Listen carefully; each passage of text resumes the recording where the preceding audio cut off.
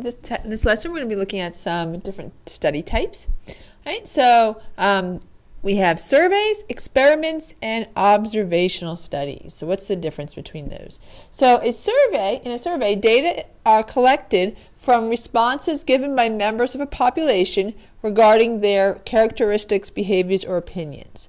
Right? So the sample themselves give that data in a survey. So for example, to determine whether the student body likes the new cafeteria menu, the student council asks a random sample of students for their opinion. Right? So it's asking questions. In an experiment, the sample is divided into two groups. We have an experimental group that undergoes a change and a control group that does not undergo the change. The effect on the experimental group is then compared to the control group. So for instance, a restaurant is considering creating meals with chicken instead of beef. They randomly give half of a group of participants meals with chicken and the other half meals with beef. Then they ask how they like the meals. Right? So you're experimenting, you're manipulating something. In an observational study, members of a sample are measured or observed without being affected by the study. So in a survey, you ask questions. In an experiment, you manipulate something. And in an observational study, you just look and you record data. So for instance, for an observational study, researchers at an electronics company observe a group of teenagers using different laptops and notice their reactions. So observational studies are used in place of an experiment when it would be unethical to do an experiment. For example, studying the effects of smoking. Right? You can't give one group cigarettes and the other group you don't give them cigarettes because, well, you're going to seriously impact the health of the people you just gave the cigarettes to. So things like that where it wouldn't be ethical. Observations are done instead of experiments. So we're going to determine the type of study. Is it a survey? Is it an observation? Is it an experiment? Okay, and then identify the sample and suggest a population for which they may have been selected. Right? So what type of study was it? Survey, experiment, or observational study? What's our population? Or what's our sample? And then what's the population? Right? So this one here will be type of study. Come on. There it goes. Always takes a little while for the pen to get writing when I first start to record. Right, so this will be type. And then in the next blank, it will be sample. That's our sample group. And of course, I forgot to orient before I started recording. Maybe it won't be too bad. And there's our population. All right, so a record label wants to test 3 designs for an album cover. They randomly select 50 teenagers from local high schools to view the covers while they watch and record their reactions. Right? So they're watching how the teenagers feel about the album covers. Right? So that they're not manipulating anything. They're not asking them questions. So that's going to be an observation.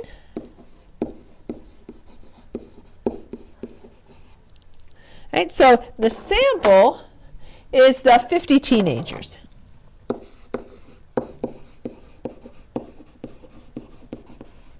And the population that they may have been taken from, so it's 50 teenagers from local high schools. It could be all high school students in the area.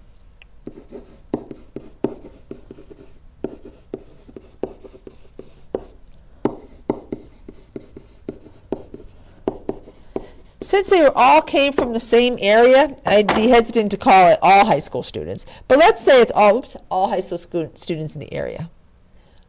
Can I try to lock this? Oh, yeah, I can lock it. Keeps it moving. And how easy is it for me to hit the lock thing? Very difficult, apparently. All right, well, I'll try not to move it again. All right, so there we have our type of study, the sample, and the population. Let's do the next one. The city council wants to start a recycling program. They send out a questionnaire to 200 random citizens asking what items they would like to recycle. So we see questionnaire, all right? So that's going to be a survey.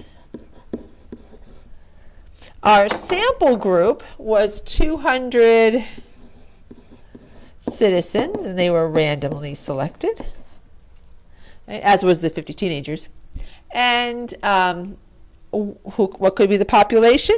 Right, so all people that live in the city, for instance, because it's a city council. So is the city council going to be interested in all adults? No, they're just going to be interested in adults in the city. Right, so this would be all citizens of a city. Some city. Scientists study the behavior of one group of dogs given a new heartworm treatment and another group of dogs given a false treatment or placebo. Right? We're manipulating something. Some of the dogs get the heartworm treatment, some of them don't. And that's typically how medicines are tested. There's an experimental group that gets the actual treatment and a control group that doesn't. Right? And usually if it's a really good experiment, if it's well designed, then not only will the people, or dogs in this case, not know whether they're the experimental group or the treatment group, neither will the researchers. They won't know which group is in the experimental group and which group is in the treatment group. Right? So that way their own reactions won't have any impact either. Right? So our type of study here, this is an experiment. We're manipulating something. Right? Who are samples? We have two groups of dogs. We have the experimental group of dogs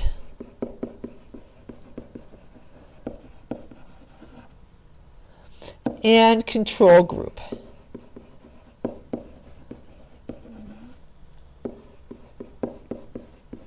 These are dogs.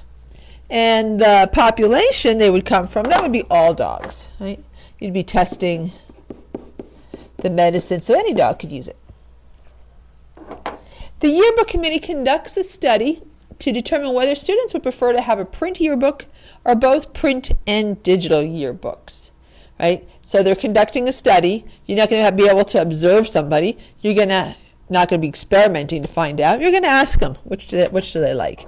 Right? So this would be a survey again. Right? So doesn't say how many students, but it would be a group of students, would be the sample. Whatever group of students they happen to survey. And then the population would be all students at the high school, because this is one particular yearbook.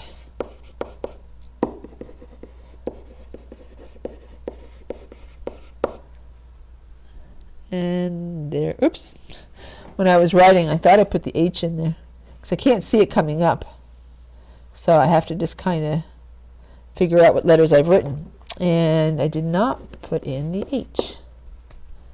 How about that?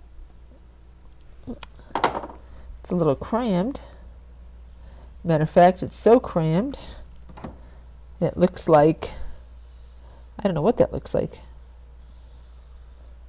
So I'm going to write it over here and then just slide it over. Still can't see the words.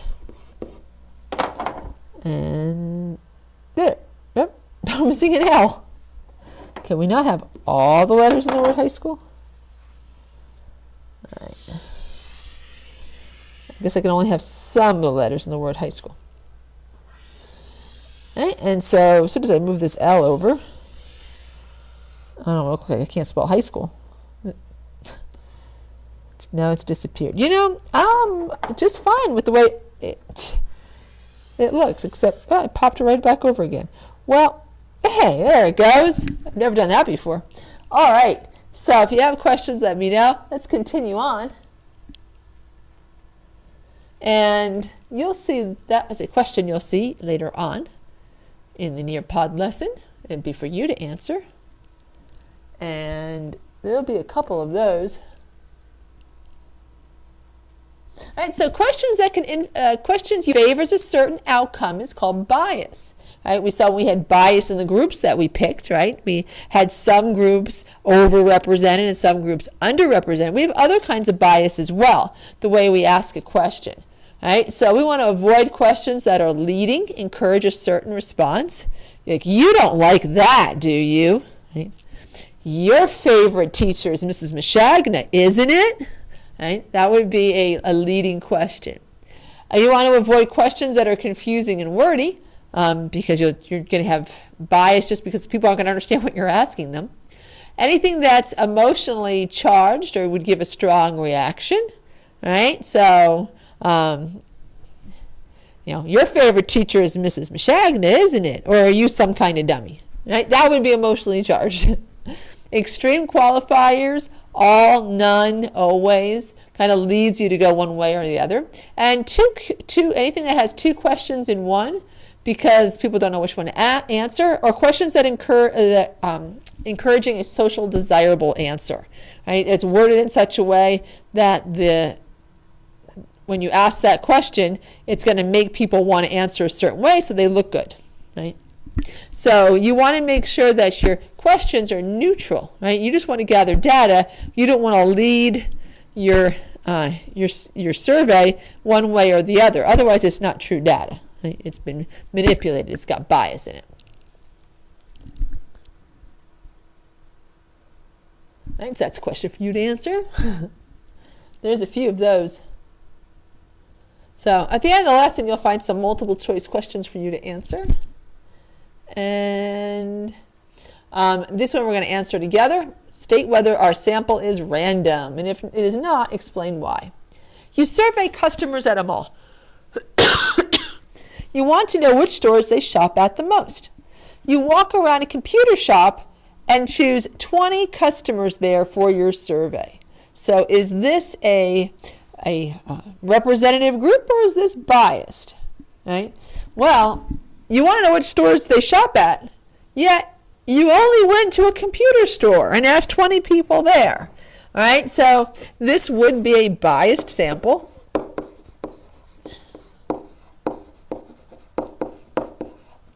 Right? Because people that shop at a computer store aren't necessarily going to represent everybody who shops at the mall. Right? If you're interested in knowing what stores they shop at the mall, you want a random sample from like anywhere in the mall. Right? So a biased sample, first of all, computer shoppers, I guess I'll call them that, are overrepresented, and everybody else is underrepresented. Remember not to stop when I'm writing, otherwise I can't figure out where to put the pen again. And the other problem with this is a convenience sample. All right?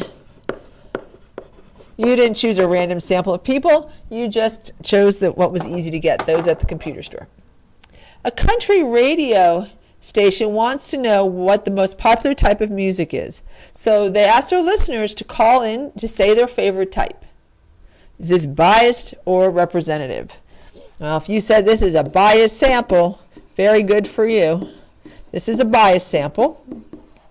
Right? So country music lovers are overrepresented, and everybody else is neglected. I mean, if you're listening to a country music station, you probably like country music. Stands to reason. You're not going to say, I like hip hop. That's why I'm listening to this country station.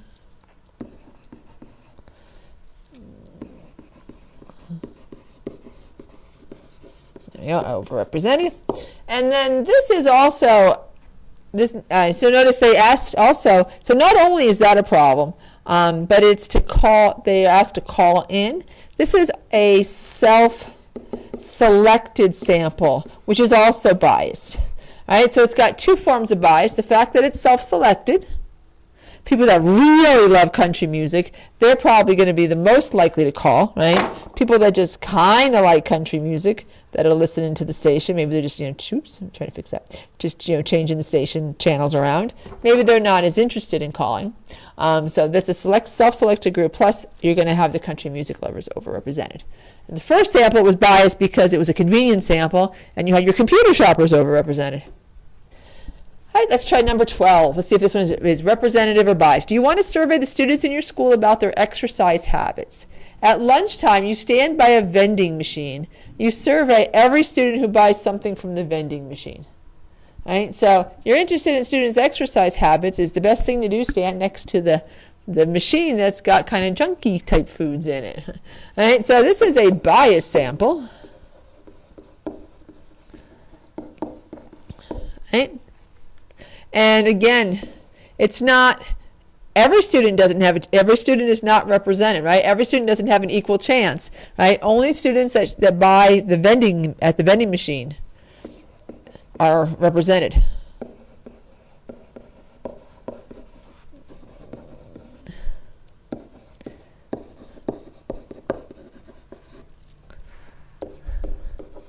So everybody doesn't have an equal chance. If everyone doesn't have an equal chance of being in your survey, then your sample is biased.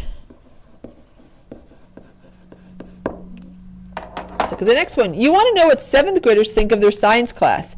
You poll 100 random 7th graders. So your population is 7th graders. Your sample comes from 7th graders, and it's a random group of 7th graders. So this one is a random sample.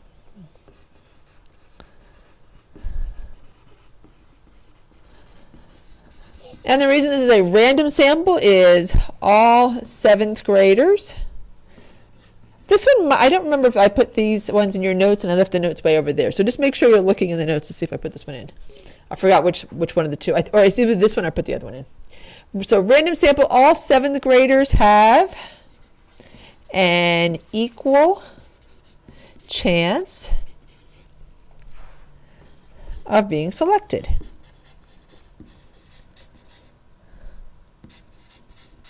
Right? And 7th graders is your population. All right, so let's take a look here and see. Angela is conducting research about the most common pet owned by residents in her town. To collect a random sample, which method should she use? All right, which one is actually the random sample? Telephone every 5th person whose name appears in the town telephone directory.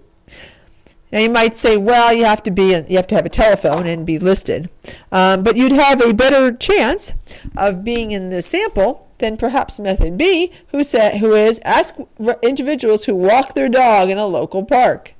Right? Many people have telephones, and not just people who own dogs.